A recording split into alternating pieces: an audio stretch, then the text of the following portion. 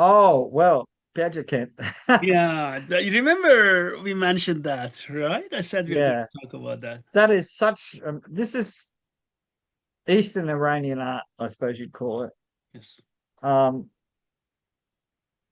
the rooms of the houses in this city in Central Asia were decorated with frescoes of stories about Rustam, uh, gods and goddesses, hunting, battles, and they're really, I mean, these were done around about sixth, seventh century, and the fact that anything survived is remarkable. But when you look at how detailed they are, because the the bows are accurately represented of a particular type of bow that was used in the period. In some of them, you can clearly see them using thumb drawers, which is very early use of thumb drawers. So this would be probably contemporary with the introduction of the thumb ring into the late Sasanian Empire. Um, they, I mean, they do a lot of really well painted horse gear, and a lot of the interesting thing is when we were talking about Caucasian stuff, where it's quite common to wear a kinjal and shashka on the left hand side, so a long sword and a very large dagger. This in the paintings from these buildings, it's quite often for people to have a long straight sword with a long handle and a long dagger worn on the left hand side as a pair. So whether this represents an early tradition in Central Asia that spread to the Caucasus, or a Caucasian tradition that spread to Central Asia, or an Eastern Iranian tradition that spread in both directions. It's hard to say. The other thing is, look, the grip that they're using on the bow is really similar to the modern Korean grip with the hand up. I don't know because I haven't got a picture of me, so I don't know whether my hand's Yes, in I can see focus it. or not. Yes. Yeah. So that the bow goes down there and the hands up like this. Um, these are all things that people with knowledge of historical archery, for instance, could immediately relate to. Mm. Um, yeah, it's really nice. There's a closed quiver. Yeah. Um, these ones are, yeah, I think he's got stirrups on, but his toe is pointed down, which is a thing. Early stirrup use was often the toe was pointed down. Later they had the foot level, and then later they had the heel lower. So these are fashions. The horses are always drawn as really muscular Yeah. and always in the flying gallop kind of thing. I think is that yeah. Here's I don't know whether it's clear to people looking at this, but the horseman in the center there, he has two unstrung bows in a bow case on his left hand side, which is behind the horse. You can see the Yes. tips of the bows. When people carried unstrung bows around, they often carried them in pairs in a single bow case, and they'd string one and use it for a while, and then when it started to lose a bit of power, they'd unstring it and bring the other one out. These weren't in use excessively reflex. They had, like they had a reflex, but it wasn't, like that. It might have been in construction, but it wasn't when they were being used every day.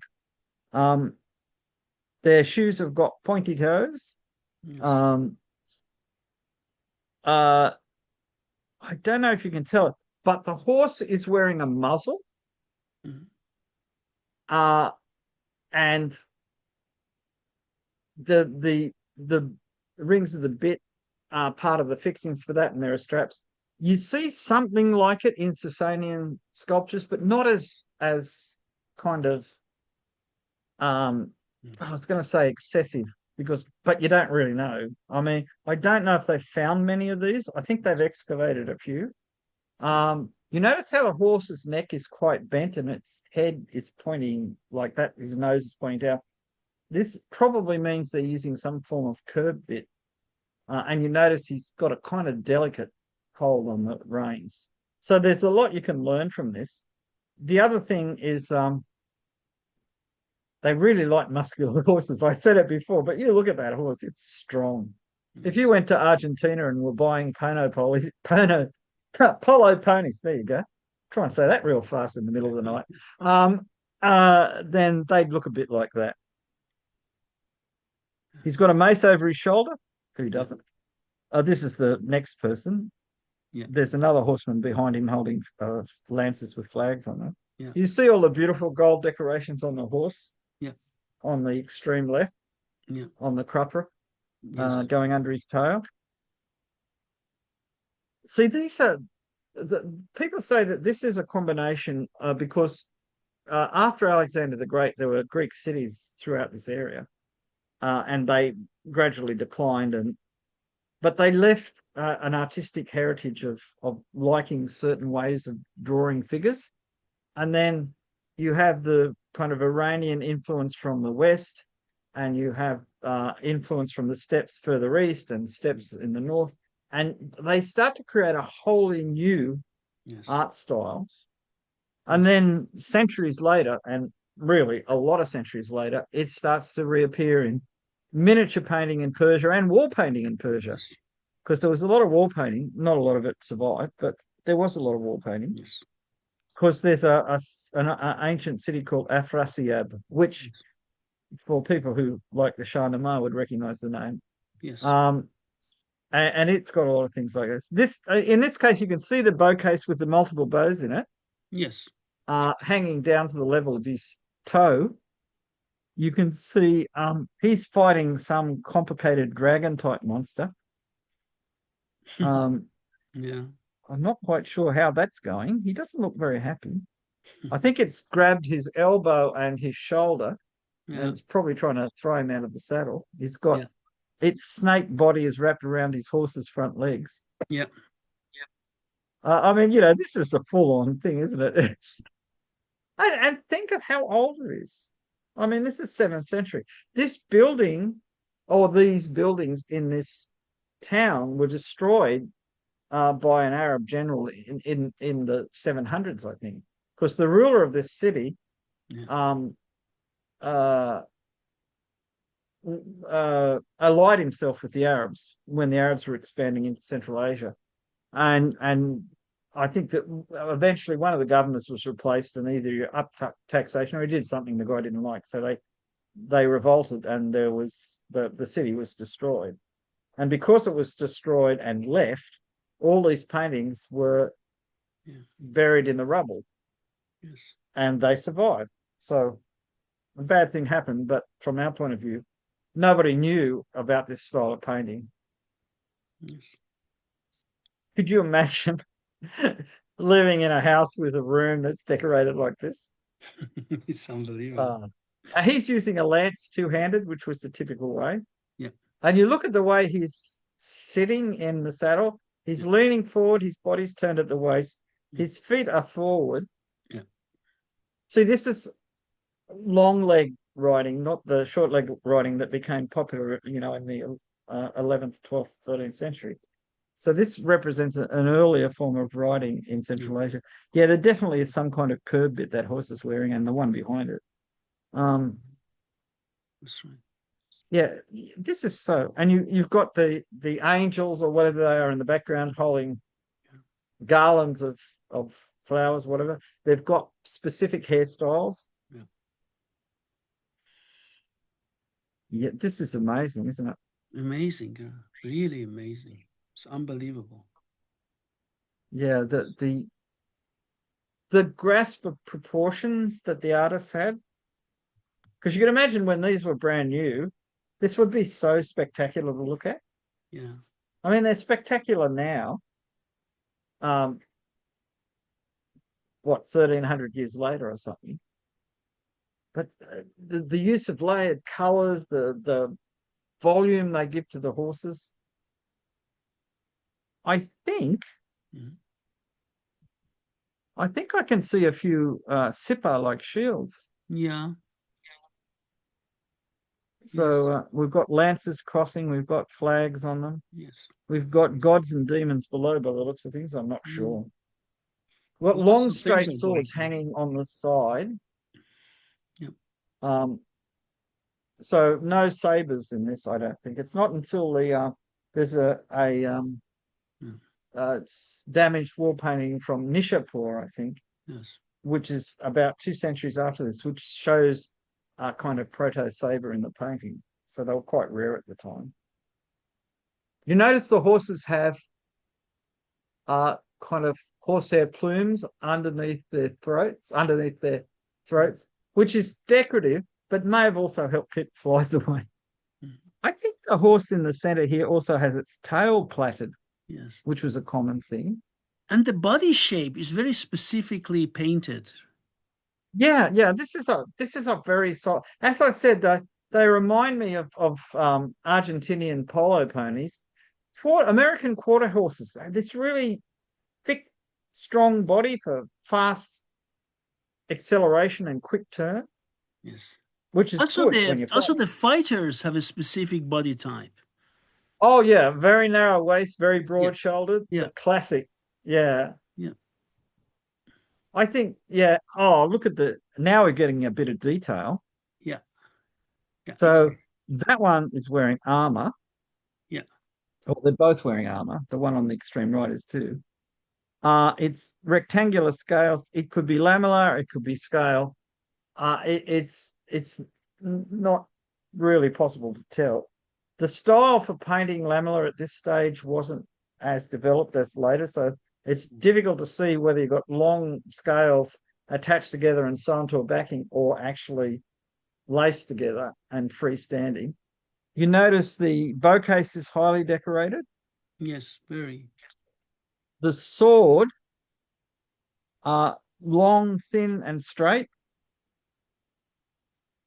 Um, there's some detail in the boots. Boots are painted yellow. Yellow leather boots are mentioned in stories from Central Asia going up until the 18th century. I'm trying to see. The horses don't appear to be wearing shoes because you'd normally see the nails. Yes. Um,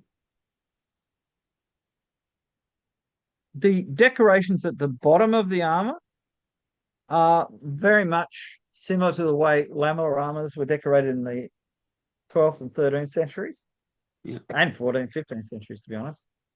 There's a lot in that that's relatable to much later equipment. Yeah, this is classic. The other thing that you'll notice if you look at, say, Ilkhanate paintings of people wearing lamellar armor, often they forget that the armor was tied to the legs at the thighs, so the armor drapes past and the knees are visible. Whereas this, they show the armor folding neatly over the knees, Yeah. which is what it does, because you don't want the front of your thigh or your knee exposed when you're charging someone. So you tie your armor down. And all surviving lamellas that have all their straps have straps on the insides of the skirt pieces to tie to the legs so they don't flop around. Yes. Um, yeah, even the girths are decorated. Look at these feet. Yeah, spectacular, isn't it? Really. And that's another case of like in the lamellar armor where you've got two different colors of scales. So one row is one color, the next row is gilded, then Yes. silver, then gilded, then silver, then gilded, Yes. which is quite effective, as I know. Yes. Yeah, I've loved these paintings from the first time I saw. Oh, I've seen one of these in person. Not that one though. That one's famous. Yeah. Very famous. That's so famous. So this is two heroes fighting, Yes. and you see they've got broken maces on the ground, broken swords on the ground, axes, pickaxes. One guy's shooting his bow, the other guy's stabbing the first guy with his lance. They've still got weapons on them, Yes. despite all the broken ones on the ground, even shields Shields laying on on the the ground. ground. And they have those very strange helmets with the kind of wings or points sticking up on the sides, which is pretty unique to these. Yes. Um, I Agreed. remember counting the fingers. Now, because this isn't AI, he can't have six fingers, so he's got five. So that's actually a thumb draw. Because if you count the fingers from the bottom going up, you've got the little finger, the ring finger, the middle finger, the index finger, and the thumb. So Yeah, I see what you mean. I see what you mean. yeah, Okay, this okay. is this is This is the thumb. yeah, yeah. I mean, because the But bowstring's you in the wrong realize, place, and Bede, these days many people tend to have six fingers. yeah, yeah, it's an AI thing. I don't know. Maybe we were meant to have six fingers and didn't know. Two other things that are really interesting in this. The armor, you notice the kind of like double lobed scales. Yes. There is a surviving couple of pieces of armor from Tibet in the now in the Metropolitan Museum of Art that have that kind of scale pattern. And the way it's made is really interesting. The scales have a hole at the top and the bottom, and Yeah. they overlap. And then where those bands are with the little dots, that's the leather is woven in through the holes, and the whole thing is locked together with a minimal amount of work in making the holes. The other thing is, I believe that the squiggly lines on the neck guards and the lower parts of the arms are meant to be male. I think that's just a So Bede, unlike the we talked about we talked about this already on Sasanian armor from the east and the west. Do you remember that? And yeah. so this we talked about this as well. See what's interesting. You notice that, as I say, I think the forearms are covered in mail, Mm. but look at the hand protection on the back of his hand on the archer. Yeah. I think So, that's meant to be like some kind of flexible hand. The other guy's got it as well, I think. mm. Let me Um, see if I can find more.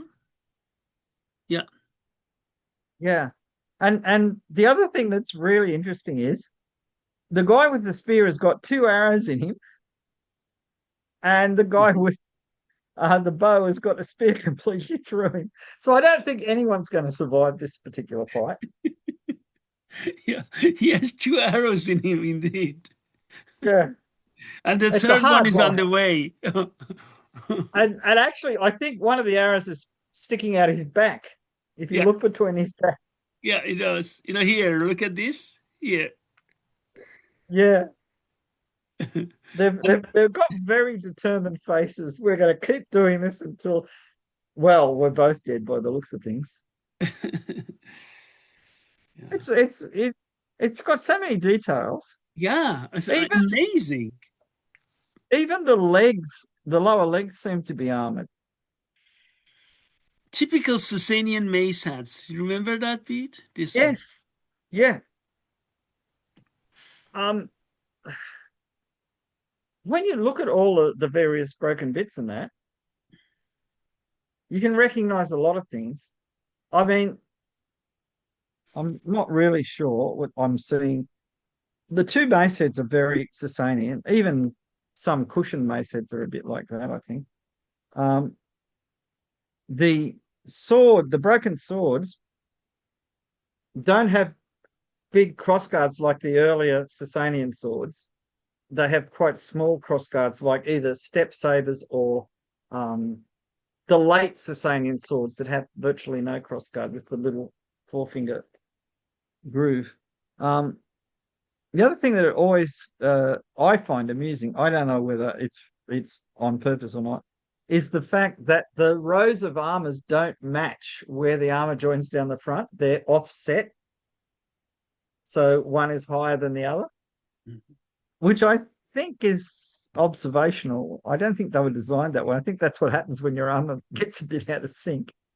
The shields are really quite interesting because they may be meant to be metal shields that are gilded on the outside and in the center. That would make sense. But also in the They're same only, style on other Sasanian rock reliefs when you see the shields, right? This type yeah, of yeah, shields. yeah. See, this is why people had so much trouble in the early days. They would find work like this and think, oh, that's Sasanian, because there's so many Sasanian features in it. But once you see it in the context, you realize that Sasanian art had penetrated all the way into Central Asia, and people were actively using And symbols from. Sasanian Empire was a huge empire, Beat. Oh Huge yeah, yeah, empire. and there was a lot of give and Yeah. take between the various Central Asian Many states. areas of Iran back then was really huge Yeah, empire. and bearing in mind, all these people spoke variations of Iranian languages. I mean, at this time, Turkish was starting to move in, but say Sogdian is an East Iranian language, Yes, it is. um, and they've got written things. These pickaxes look a bit nasty, don't they? Yeah. Axe on one side, a pick on the other. You see how far, how back it goes with Zarnul and all these pickaxes, right? Yeah. Well, I mean, there's even Scythian pickaxes. So it's I've seen one of these in person. It came out to Australia last century, and this is a biblical scene, even though it looks like it's wholly Central Asian. Everyone's dressed in Central Asian, but it's either the siege of Jerusalem or the siege of Jericho or something from the Bible, but totally in a Central Asian style. So you've got barded horses, the horses wearing armor. You've got people with swords and maces, and oh, there's one of those pickaxe type weapons, top right hand. You've got bows, pairs of arrows. You've got closed quivers. You've got spears with big tassels on them. Um, we've got all the guys in the middle blowing their trumpets. Yes.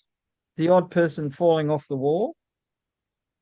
Uh, what I was going to say, so here's somebody holding a mace, somebody holding a sword, somebody with their shield advanced. But if we, there, one of the figures just up on the right hand side was holding something that looks like a bull's headed mace. So you can't see it in this picture, but a little bit higher up. I don't know if you've got one showing. See, the guy in the bottom right hand corner Mm. with the mace over his shoulder, if you can see further to the side of that bowl, I think he's got a bull's headed mace This or a one, mace of that. No, the one below. You can't see it in this photograph, but one of your earlier photographs, I just saw it quickly as you were going through. No, further back. this one. See? Yeah. Yeah. Do you think I that's an think this animal is, head mace? if I remember it correctly, a scene in Shahnameh. So these are, and Yeah, well, originally this was there's about three or four of these plates, and they were originally thought to be stories from the Shahnameh, but they realized there was all kinds of biblical imagery in them. yeah. Uh, and the Shahnameh stories are more distinct. But what they did was they dressed them in Persian garb, so to speak, or Central Asian garb. So Which was again part of Sasanian empire, of course, back then. yeah, Look yeah. at Well, look of at course. I these. mean, Yeah, see, the thing is really interesting. So in this period, this is 8th, 9th century, maybe 10th century. yeah. You see they're using closed quivers. They've got heavily armored horses. They're, I think they're using stirrups. Now I here can't you really go. see This the things. mace. Yeah, that's it. Yeah, here you go. The mace. Very nice. Actually, the man next to him, slightly behind him, is carrying a big flag as well. Yeah. So, I mean, So- this is a fantastic. I mean, this is silver gilded, right? So there's a big Yeah. plate of silver. They put gold on it, and it has so much detail in it. It's like a painting, except it's done in silver. Now And this this is is this famous shield. from Mount Moog. It Yes. always used to confuse me because, again, the first thing I looked at was the bow case, and I got confused where the bow case started and the flaps of the saddle started. I eventually worked it out. The bow case is the black thing with the little bands at the top. The saddle blanket or saddle cover is the red thing with flowers embroidered on it. This has got so many useful things in it. This is one of the earliest representations of Bazuband I've ever seen, Yes. because this is 9th century, I think. Yes. 9th century. Yes.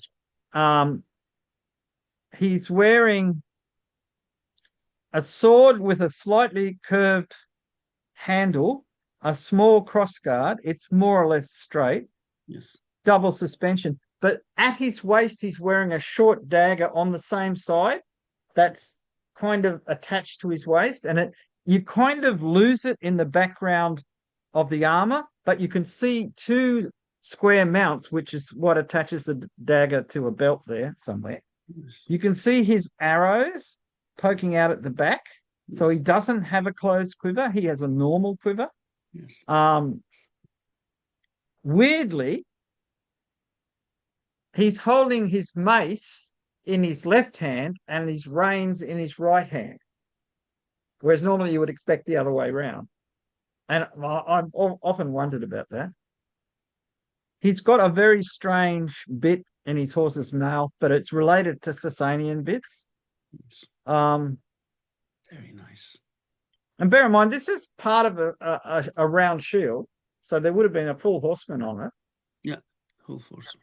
And it was covered in, I think, rawhide, and it's wood covered in rawhide and then painted. Yes. But you can see what good artists they were. Yes. Pete, we have reached the end of this Central Asia, Sasanian art, and all these things, because the next step, which we will be doing next, is about Indian arms and armor, which is a huge area. Yeah. Exactly. See, this is we're going from masters in different areas, like different focuses. Yes. In India, the whole Indian subcontinent, you've got a fascination with working steel into complex shapes. I'm not saying, like flambeau shapes. They did make them, but that was probably a small part of the production. But elaborate fullering, beautiful cross sections. There's a real, I don't know, it still exists because there's still people making reproduction arms and armor in India that still have the feeling. Yes, they do. For a while, I think it was Worldwide Arms employed a family who did Kofgari work, and this is, like in the 90s or whatever, they were making Kofgari as good as some of the stuff in the museums. One thing which is very interesting, because Iran kept it, they still make arms and armor. India does it, and many of these countries, and then Central Asian back of Soviet Union started to do that. But as you know, that during this communist era, every weapon making was forbidden. Unfortunately, this back then. Yeah. Oh, yeah. That was. It was really hard. And bearing in mind that using Marco Polo's inventory of towns, Central Asia was full of cities that specialized in making arms and arms. Yeah. But fortunately, they started to pick it up. For example, the works from Bukhara, which are again being made, from Central Asia is being made. And this is again one appeal, because I remember there were talks in Iran, because these guys make these things because they can still make excellent qame qadar Iran, like old ones. They should be forbidden, because bad people are using it. Just have an appeal to all the authorities, guys, please don't do that. Even a kitchen knife can be used by bad people, and they don't even care about laws. Exactly. A kitchen knife is much more dangerous because the person picking up a kitchen knife knows how to use it. A person picking up a sword usually doesn't. And if you put the study in to use a sword, you don't want to lose it, so you're more careful, I think. Yeah. I look, it's understandable that governments want to protect their people, but it's also clear that there are different categories of things, and your average burglar is not going to carry a perfect reproduction of a 17th century shamshir to rob somebody with, because that's probably worth more than he could ever get if he robbed the person. It's not economically viable. It's like there's some things I really, because in Australia we have strong weapons laws, and most of them I agree with. There's a couple I think were overreactions. And there's some things where you can clearly see that the people advocating for the use of these weapons, it's not because they think they're safe or good, it's because they really like the weapon. They're how people get involved in different kinds of things. I'm thinking about automatic weapons and things like that. People really like them. and they think, oh, this is a good thing. No, it's not. But swords and spears and that made as works of art, made in the traditional way to recover those traditions. Yes, Well, absolutely. yeah, they could be used for a violent purpose, but as you say, a kitchen knife could be used as well, and probably much more effectively. Or I like, mean, I know, if you go, in Europe, everywhere, I'm sure in Australia, your country as well, or in the US, everywhere you go and buy an axe to chop a tree. I mean, these things are so, I mean, come on, you know what I mean? yeah, I know in New Guinea, when the Australians took over from the Germans after the First World War. So in the 1930s, they for the first time explored the central mountain ranges of New Guinea and discovered there were a couple of million people living there that nobody knew about because they were totally isolated. And they were farming communities and things like that. But they were living in the Stone Age. They made good bows and arrows. They hated their neighbors, so they're always fighting each other. Um, they were basically gardeners, but the women did all the hard work, which is not an unusual thing in agricultural societies. And they had stone axes and things like that. So what happened was Australians and others decided, well, these people use axes all the time. Let's import some little hatchet axe blades and they can make their own axes and we'll sell them steel axe heads. And everybody said, yeah, that's sensible. And they're small. They can't use them for anything dangerous. So the people in the highlands thought, oh, that's really nice. And they mounted them on meter long handles. And they reinvented the battle axe. And they used them too. I've seen rather gruesome photographs of people split straight down the sternum with an axe blow. And I mean, I'm not making fun of the New Guinea people because they were living in their own societies, their own culture, and somebody just introduced a new version of a weapon they were used to, and they said, "Well, it's better. We'll use it." Um, but uh, in a warlike society, every tool will be used for warfare. Yeah. In a peaceful society, only the fringe use weapons in a dangerous way. I Yeah. mean, you've got an army to use them in a protective way, but generally speaking, like in Australia, farmers use guns to control feral animals because we've got a lot of problems with feral animals. Yes. After years of being in control of rabbit numbers are increasing again. Rabbits can completely wipe out agricultural industries. They'll eat everything. When we had rabbit plagues in the 30s in Australia, there were millions of rabbits Oh God. in huge masses covering Could you the consume countryside. the meat of rabbits? We Yeah. during the depression, trapping rabbits was a major way of getting meat. No, it's edible, right? Or the meat is Oh edible. yeah, it's very lean. The problem with rabbit, it tastes quite nice. I've eaten rabbit, Okay. but the problem is you've got to eat it with lots of vegetables because it's so lean and there's no fat in it. You can get protein poisoning. You get too much protein if you just eat rabbit meat by itself. So you've got to God. eat it with other things. Okay. It, Okay. it, it's it's got very small bones. Mm. It's a red meat or reddish meat. It's quite tasty. Traditionally in Australia, unemployed men used to go out in the countryside and trap rabbits, and there was a way that you would take their internal organs out and you'd leave the kidneys because if the rabbit had some kind of disease, the kidneys would be misshapen or a different color or something, so that the animal would be split open and you'd go around and they, hang them on a pole and come round to houses. Do you want some rabbits? Can I have some tea or some sugar or whatever? Because money was in short supply. This is in the 30s, and because my dad was alive in the 30s, Mhm. and I got told all these stories about what was going on, and so rabbits were so common. You could just go out with a stick. My father hunt. This is how my father hunted rabbits. He was working for the railways out in the country where there'd be one man in a little hut to pull a lever to change a thing on a track, and to get some extra food, he'd hunt rabbits. But he used to hunt them by stalking them with a piece of fencing wire, and he'd get up really close and whack them over the back of the head, which would kill them. So he couldn't afford a gun, which was the normal way of dealing with rabbits, or traps. But in order to control the rabbit numbers, they developed a disease called myxomatosis, which they introduced, and that cut the rabbit numbers by 80 or 90%. So all of a sudden, all this farmland started producing grain again because there weren't rabbits to eat it. Then over the years, they developed resistance to it. And then a couple of decades ago, they developed the virus, calicivirus, which nothing to do with Game of Thrones.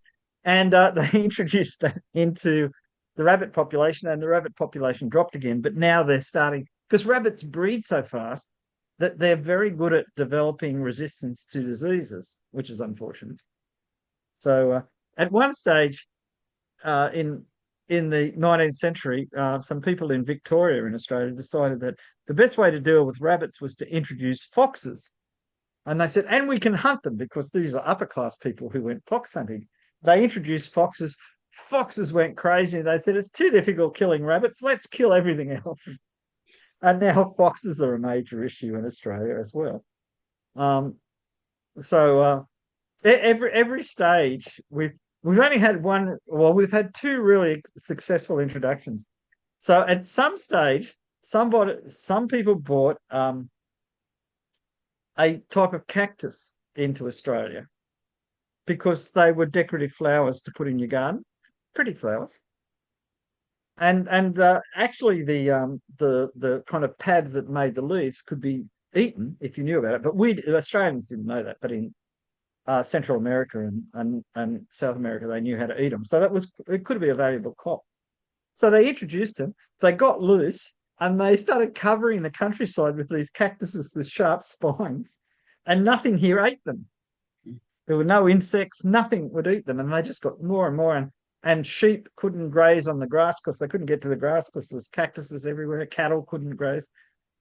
So they found a moth whose caterpillar ate the cactus. So this time they tested it, not like cane toads. They tested it out. They found out it worked. So they brought it in, introduced it, and now these things are relatively rare. I mean, I wouldn't say they weren't totally eliminated, but small bunches of them survive. But when they get big enough, a moth flies by and starts laying eggs on them, and then they get eaten. So that was successful biocontrol. The other one was we had a huge problem with flies in Australia because introduced cattle and sheep produced dung that our dung beetles didn't know what to do with. Everything here was dry.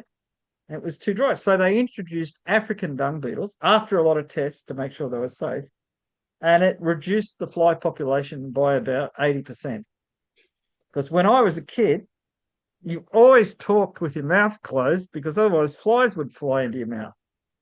I got criticized when I was in America the first time. You never open your mouth when you talk. And I said, no, well, a fly will fly. But children growing up today don't have as much of a problem. Because again, intelligent, careful introduction of species, unlike the rabbits and the foxes. Absolutely. Thanks a lot, Bede, for coming here. In the next sessions, we are going to talk about Indian, Japanese, and also about European from Hermitage. But then we will go to other museums because of Russia, because we have also other. But the Hermitage is such a treasure trove. Yes, it is really. Really. Okay, thanks a lot. Well, that's been great. Yeah, enjoyed that thoroughly. Thank you very much. Thank you very much, and hope to see you soon then, right? Bye-bye.